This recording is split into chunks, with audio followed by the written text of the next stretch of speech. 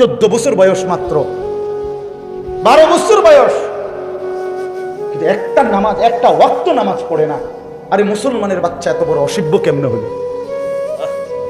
মুসলমানের বাচ্চা এত বড় নিকৃষ্ট কেমনে হলো বলেন? আপনি বলেন না, ভাবেন বয়স কত মাত্র, এই কুদ্দুর বয়সে এত বড় গাদ্দার হয়, আল্লাহর সাথে এত বড় বিদ্রোহ। আল্লাহ তাআলা কোরআন কারীমের মধ্যে বলছে, বান্দা আমার লগে লড়াই করে এত পারতাম না। পারবে আসলে? আল্লাহর সাথে লড়াই করে, যুদ্ধ করে আমরা পারবো আসলে? তো আল্লাহর হুকুম অমান্য করে কার সাথে লড়াই করছে? কার বিরোধিতা করছেন? ভাই আমার ছেলেরা বলো, ভাইয়া বেলায়েত ভাই বলছেন নামাজের কথা, কেন নামাজ পড়তে মন চাবে না? আমি মুসলমান না? নবী সাল্লাল্লাহু আলাইহি সাল্লামের 23 বছরের এই মেহনত আমাদের জন্য, তো সেটা যদি আমরাই প্রত্যাখ্যান করি তো গ্রহণ করবে কে?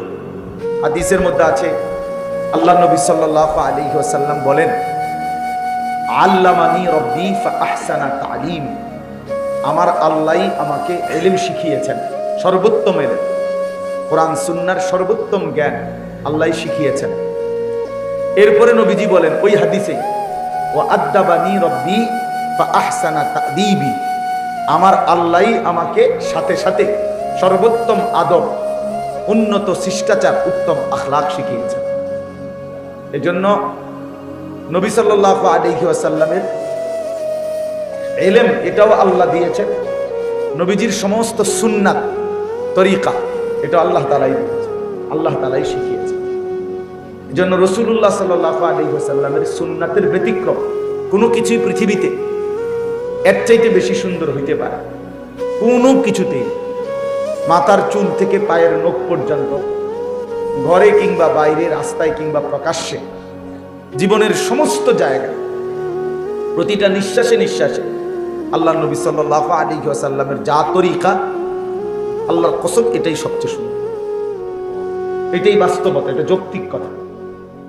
এটা এই পৃথিবীর 1450 বছর ধরে এক টানা আপনজন দুশ্মন, নবীজির পক্ষের লোক বিপক্ষের লোক সবাই পরীক্ষা করে দেখছে, সকলের পরীক্ষায় তিনি সর্বশ্রেষ্ঠ। বন্ধুর কাছেও তিনি সেরা, দুশ্মনের কাছেও তিনি সেরা।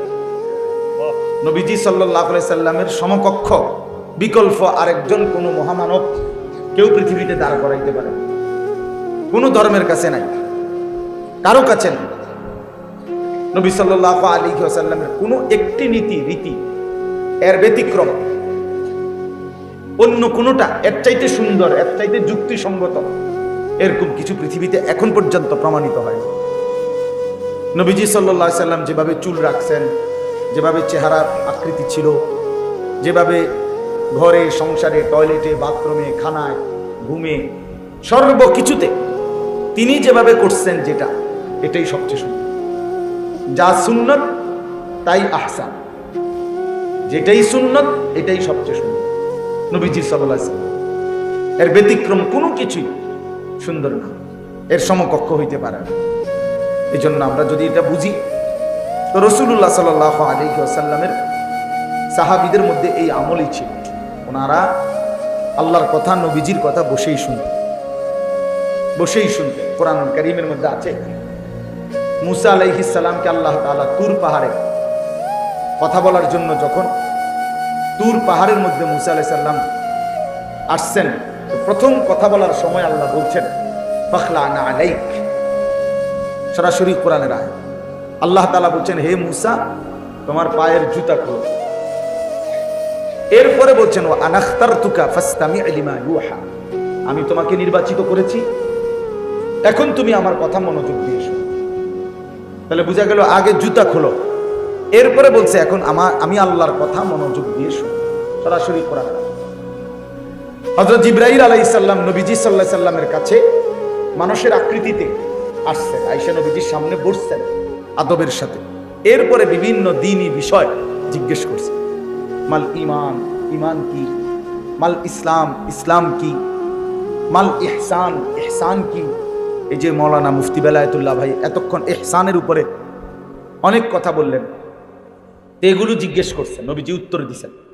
তো উনি চলে যাওয়ার পরে নবীজি বললেন, এই যে যিনি আসলোই মাত্র উনি মূলত জিব্রাইল। সাহাবীদেরকে বললেন, তোমরা কিভাবে দিন শিখবা সেটা তোমাদেরকে জিব্রাইল হাতে কলমে দেখায় গেল।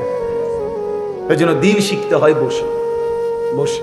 এই ছেলেগুলো কোনোভাবেই বাংলা কথাটা বুঝলো না, এরা এখনো দাঁড়ায় আছে। মানে এটা তো কোনো আখলাক হইতে পারে না ভাই। চলে গেলে ভালো, চলে গেলে কোনো সমস্যা নেই, সবাই বা আল্লাহর কথা শুনতে হবে, এটা কোনো জরুরি বিষয়। কথা বুঝছেন না? একটা এখানে যত মানুষ সবাইকে আর এখানে বসছি, তো এটা তো সবাই শুনতে হবে জরুরি। 2-4 জন না শুনলে তেমন কিছু যায় আসে না, কিন্তু উচিত তো আদবের সাথে শুনে, আদবের সাথে শুনে। বাস্তবতা এটা। আমরা যদি আখলাক দেখাই, আল্লাহ বরকত দিবে, আখলাক দেখাই, এটা জরুরি বিষয়। এটা গল্প না, কাহিনী না। এই জন্য আমরা মেহেরবানি করে, ওই ছেলে, এই বাচ্চা, এটা কি জন থেকে একটা মোবাইল নিয়ে ঘুরতেছে, জি বাস। এই কারণে আমি এটা সবসময় চেষ্টা করি। দেখেন, মানুষের জিন্দেগি পরিবর্তনের জন্য আল্লাহর কথা, এই মাহফিল, এই প্যান্ডেল, এই আয়োজন। আপনি এই পোস্টারটা হাতে নিয়ে দেখেন, অনেক দামি পোস্টার, এই যে অনেক উন্নত মানের কাগজ। তাহলে কি পরিমাণ খরচ করছে এই প্যান্ডেল, এই পোস্টার, এই মাইক, ওলামায়ে কেরামের দাওয়াত, সবকিছু মিলাইয়া যথেষ্ট পরিমাণ খরচ আছে কিনা কেন? তাহলে এর মাকসাদ হলো আমরাও একটা মাহফিল করলাম, এই না? আরো 10 জনেও করে, আমরাও দেখাই দিলাম, এটা হইলে আমরাও একটা করছি না। মাকসাদ এটা না। মাকসাদ জিন্দেগির পরিবর্তন। পরিবর্তন যদি আমার দিলের মধ্যে কোনো পরিবর্তনই না আসে, আমার জিন্দেগির মধ্যে যদি কোনো নড়াচড়াই না হয়, তো লাভ হলো কি ভাই? কি লাভ হইল? কোরআন কারীম আল্লাহ তাআলা দিয়েছেনই পরিবর্তন, হুদাল্লিন নাস, গোটা পৃথিবীর মানুষের হেদায়েতের জন্য। মানে মানুষের জীবনের এটা একটা দিক নির্দেশনা।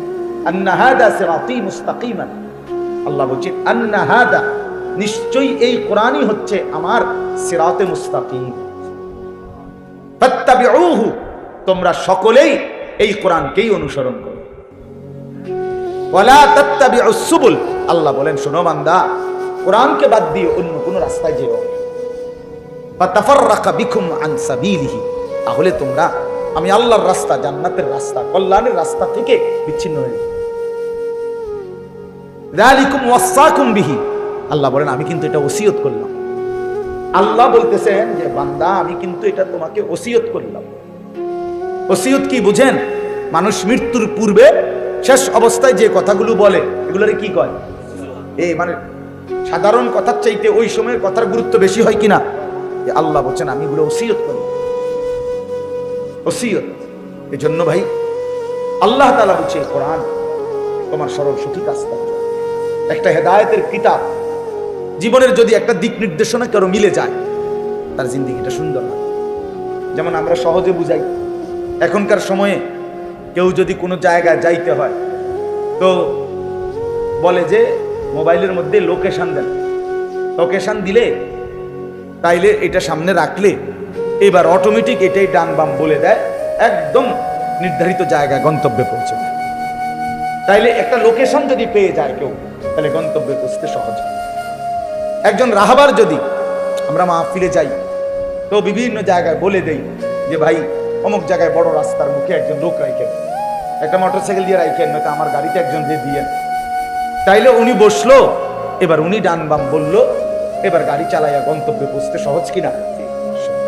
এজন্য কেউ যদি পথ প্রদর্শক পায়, লোকেশন পায়, দিক নির্দেশনা পায়, তার জিন্দেগি চলতে সহজ সহজ। এমনি যে চলে যে আমার বুদ্ধিতে যেটা ধরে, আমার মাথার যখন যেটা ভালো লাগে, বিশ্বাস করেন ওই মানুষের জিন্দেগি সুন্দর। যুবক ভাই তোমাদের কবর, যে মানুষ নিজের ইচ্ছা মতো চলে, আল্লাহর কসম তার জীবনের কোনো নিয়ন্ত্রণ হয়, কোনো দিনও সে সুন্দর কোনো জীবনের একটা সৌন্দর্য টার্গেট পূরণ করতে পারে। মনের ইচ্ছা মতো যে চলে, আমার মনে যা চায় না, না এটা কোনো জীবন না।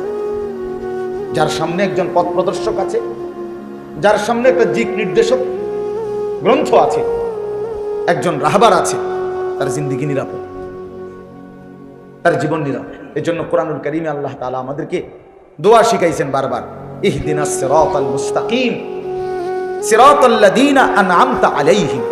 অর্থ হলো, আল্লাহ আমি আপনার কাছে সিরাতে মুস্তাকিম, সরল সঠিক রাস্তার হেদায়েত চাই। আল্লাহ আমারে দেন সরল সঠিক রাস্তা বাতলেন। এখন আল্লাহ পাকের কাছে আল্লাহ আমরা আবার এটাও বলে দিলাম, আল্লাহই শিখাইছেন।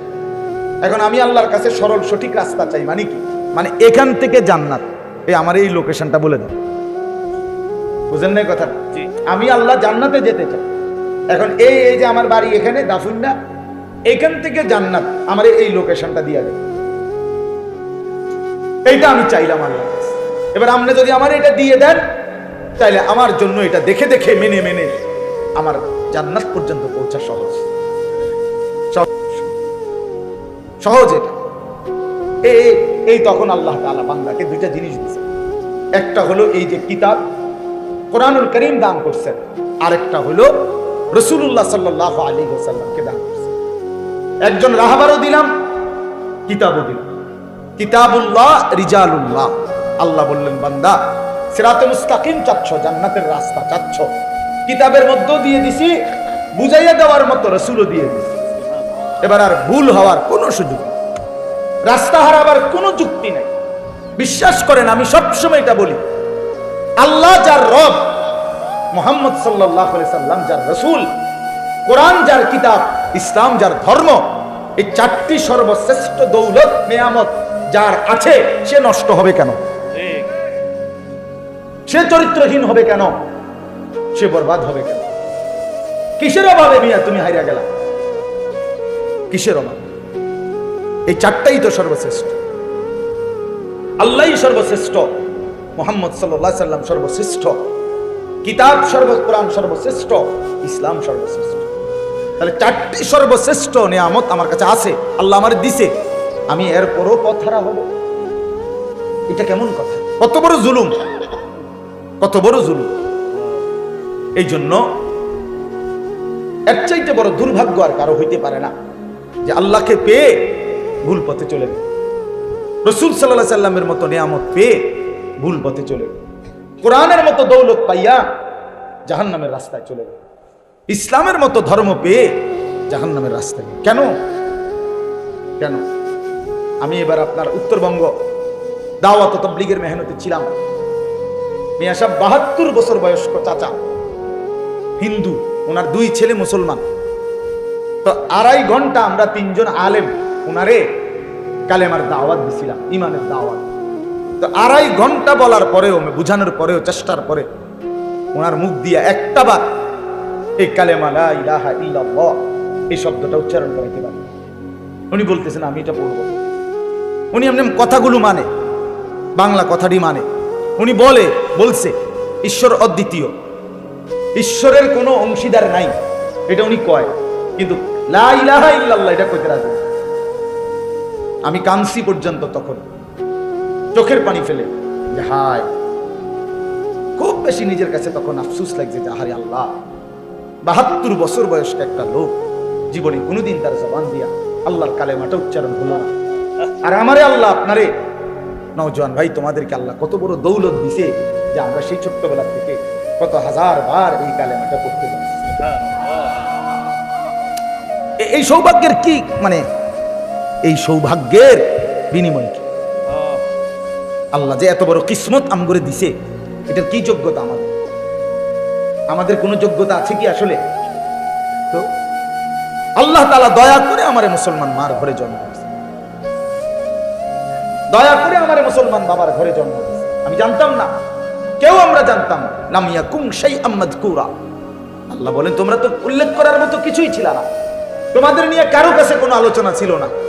একটি ইউনিয়নের মধ্যে কয়জন মুসলমানের ঘরে হবে, কয়জন হিন্দুর ঘরে হবে, এটা মেম্বার চেয়ারম্যানরাই তো ঠিক করে দেয় না।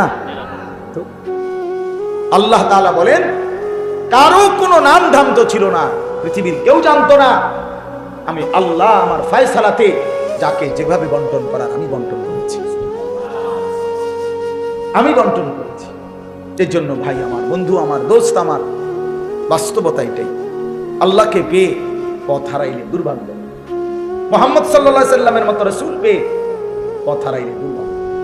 কোরআনের মতো কিতাব পেয়ে পথ হারায় গেলে দুর্ভাগ্য, ইসলামের মতো দৌলত পেয়ে কেন আমরা নষ্ট হই, কেন আমরা বিপথে চলে যাই? এই চারটি নিয়ামত যার কাছে আছে সে কেন কাফেরের অনুসরণ করে? সে কেন ইহুদি, হিন্দু, বৌদ্ধ, খ্রিস্টান, নাস্তিক, মুরতাদ, দুশ্মনের অনুসরণ কেন করি? আমার কিসের অভাব পড়ছিল? আল্লাহ তাআলা আমাদেরকে বুঝার তৌফিক দান করেন। আল্লাহ তাআলা আমাদের প্রত্যেককে বুঝ দান করেন। এজন্য ভাই আমার বলার উদ্দেশ্য ছিল এই কথাটাই, যে এই মাহফিলগুলো আমরা আসতেও কষ্ট হয়, ইন্তজাম ওয়ালাদেরও কষ্ট হয়, আপনাদের বসে থাকতেও কষ্ট হয়। এটা বাস্তবতা।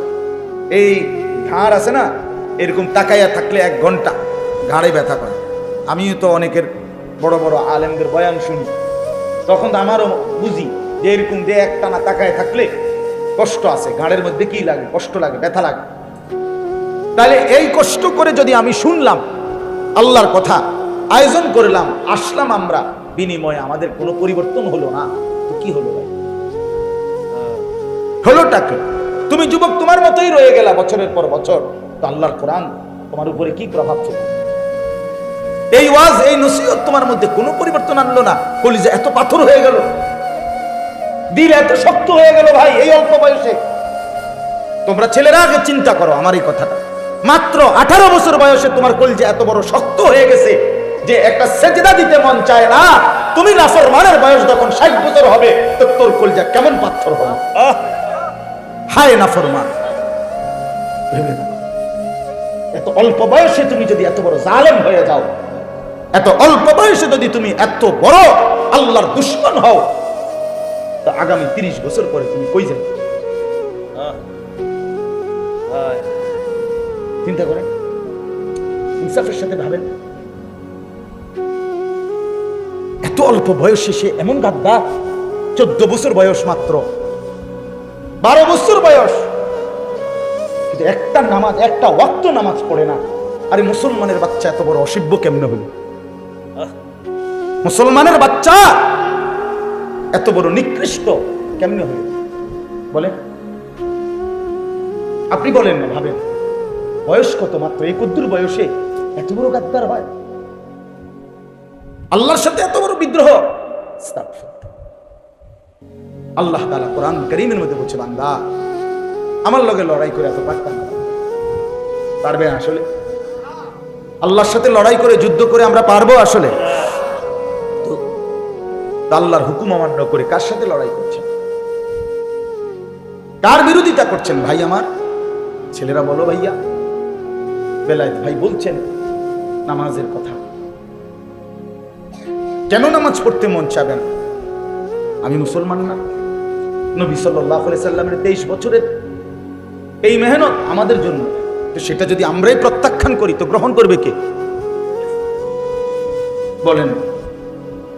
নবীজি সাল্লাল্লাহু আলাইহি সাল্লামের চুল, দাড়ি, লেবাস, পোশাক, হাঁটা চলা, খানা পিনা, আহার, নিদ্রা, পেশাব পায়খানার সুন্নাত, এগুলো যদি আমাদের পছন্দই না হয়, তো এই নবীজির 23 বছরের মেহনত কার জন্য? কাফেরের জন্য না, হিন্দু বৌদ্ধের জন্য। তো তাহলে বলে, একটা ছেলে বলো ভাই, তুমি একটা বারো নবীজি সাল্লাল্লাহু আলাইহি সাল্লামের মতো কোনো কিছুই অনুসরণ করলা না, তো তুমি মুসলমান পরিচয় দেওয়ার পরে তোমার কাছেই ভাল লাগে না ইসলাম, কোরআন, তো ইসলাম কার জন্য? কার জন্য? আল্লাহ তাআলা, খোদার কসম, আল্লাহ জিজ্ঞেস করে আসবে, এমনি ছেড়ে দিবে? আয়াহসাবুল ইনসানু আন ইউতরাকা সুদান। রব্বুল আলামিন বলেন, মানুষ তুমি কি ভেবেছো আমি তোমাকে এমনে এমনে ছেড়ে দেব? না বান্দা, এমনে এমনে ছেড়ে দেব না। আল্লাহ তাআলা বলেন, আহসাহুল্লাহু ওয়া নাসু। বান্দা মনে রেখো, আমি তোমার জিন্দেগির প্রতি ঘন্টা, মিনিট, সেকেন্ড গুনে গুনে রেখেছি, যদিও তুমি ভুলে গেছো, তোমার যদিও মনে নাই, কিন্তু আমি রব্বুল আলামিন গুনে গুনে রেখেছি বান্দা, একটা সেকেন্ডও আড়ালে নাই। ওয়াকাফা বিনা হাসিবিন। আল্লাহ বলে, বান্দা তোমার হিসাব রাখার জন্য আমি আল্লাহ একাই যথেষ্ট। ওয়াকাফা বিদুনুবি ইবাদিহি খাবীরান বাসীরা। আল্লাহ বলে, বান্দা তোমার প্রত্যেকটি গুনার খবর রাখবার জন্যে, দেখবার জন্যে আমি আল্লাহ একাই যথেষ্ট। তুমি আমার আড়াল হইতে পারবা না। আলাম ইয়ালাম বিআন্নাল্লাহা ইয়ারা, আল্লাহ বলে বান্দা তুমি কি জানো আমি কিন্তু সারাক্ষণ তোমাকে দেখি। কতক্ষণ? রাত গভীরে দেখে কিনা, দিনের আলোতে দেখে কিনা, অমাবস্যার অন্ধকারে আল্লাহ দেখে কিনা। আল্লাহ বলে তুমি আমার আড়াল হইতে পারবা না, আড়াল হইতে পারবা না। এজন্য ভাইয়া